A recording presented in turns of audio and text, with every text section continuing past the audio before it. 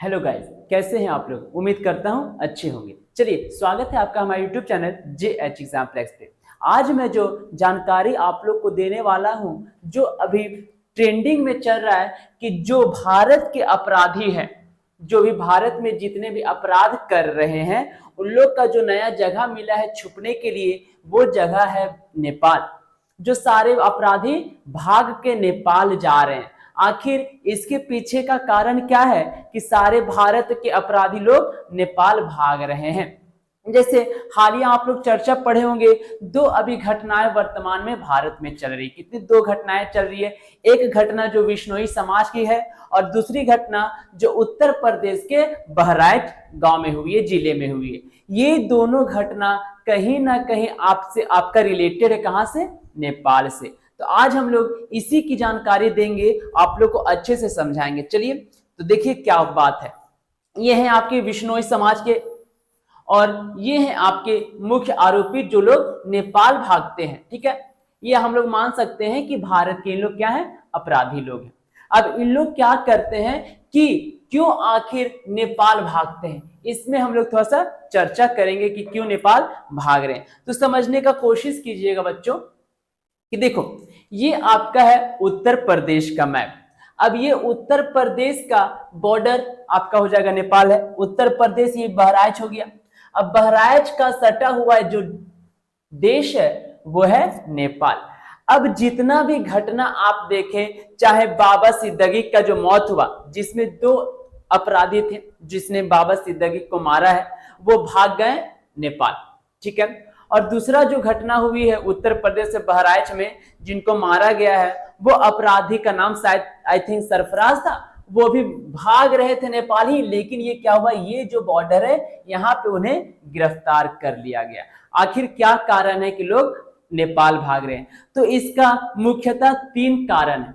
पहला कारण है बच्चों कि जो अपराधी लोग हैं नेपाल जाना इसलिए चाह रहे, नेपाल इसलिए भाग रहे हैं कि नेपाल और भारत का आवाजाही एकदम आसान है। ना कोई वीजा लगता है, ना कोई पासपोर्ट लगता है। अगर आप यहां भी हैं तो आप पैदल हो या साइकिल से हो, आप नेपाल आसानी से जा सकते हैं। ठीक है, दूसरा कारण यहां है कि भारत और नेपाल के बीच में 1953 में एक संधि हुई थी। 1953 में एक संधि हुई थी। कौन सी संधि हुई थी? प्रत्यार्पण की संधि। अब ये प्रत्यार्पण की संधि क्या है समझना। प्रत्यार्पण की संधि जो है कि भारत और नेपाल ये दोनों देश मिलके एक समझौता किया था कि भारत में जो भी गुनाह करेगा, जो भी कांड करेगा और वो जाके अगर नेपाल में बसते हैं, तो नेपाल की सरकार को ये जिम्मेवारी होगी, जिम्मेदारी दी गई है कि वो मेरे देश के अपराधी को मेरे देश में पहुंचाए। सेम कंडीशन यहां होता है भारत का भी कि नेपाल का जो अपराधी है वो अपराध करके भारत आएगा और वो भारत को ये जिम्मेदारी है कि वो भारत का जो अपराधी है उसको नेपाल पहुंचाए। इसी को हम लोग कहेंगे प्रत्यार्पण संधि। अब ये जो संधि हुई थी 1953 में हुई थी।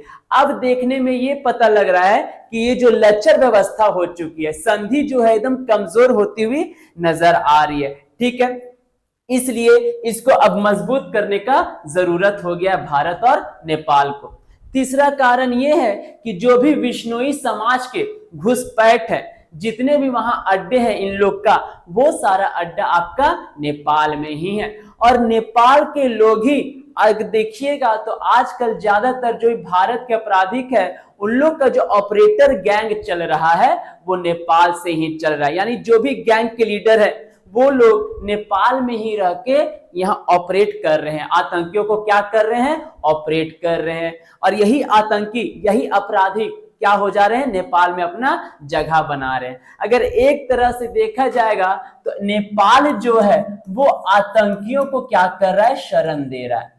नेपाल आतंकियों को शरण दे रहा है। और सबको पता है कि नेपाल जो है वो किसी से लड़ाई झगड़ा करने वाला देश नहीं है। बौद्ध धर्म के अनुयायी लोग अधिक रहते हैं, इसीलिए कोई लड़ाई झगड़ा नहीं करता है। इसीलिए भारत और नेपाल ही एकमात्र ऐसा कंट्री है जो आने जाने में वीजा और पासपोर्ट नहीं लगता है, ना ही कड़ी सुरक्षा यहाँ पे तैनात की गई है भारत और नेपाल की तरफ से। इसलिए लोग भारत में जो भी कांड कर रहे हैं, जो भी आपराधिक मामले कर रहे हैं, वो लोग भाग जा रहे हैं कहां?